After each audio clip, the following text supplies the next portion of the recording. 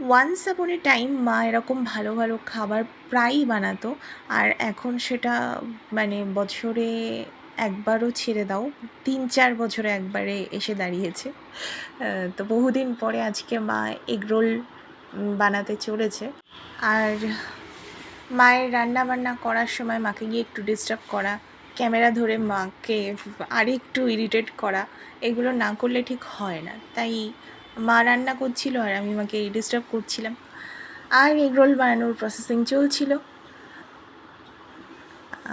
তো বহুদিন পরে রোল খেয়ে এত ভালো লেগেছে। আর মায়ের রোল আমি বরাবরই খুব পছন্দ করি, কারণ এটা সাইজও যেমন বিগেস্ট হয়, একটা খেয়ে আর কোনো কিছু খাওয়ার ইচ্ছাই থাকে না। যেমন সেদিনকে এটা সন্ধেবেলা খেয়েছি আর রাতে আমি কিছুই খেতে পারিনি, মানে একসাথে ডিনারটাও কমপ্লিট হয়ে গেছে। বেশ সাশ্রয়ী রোল আর কি।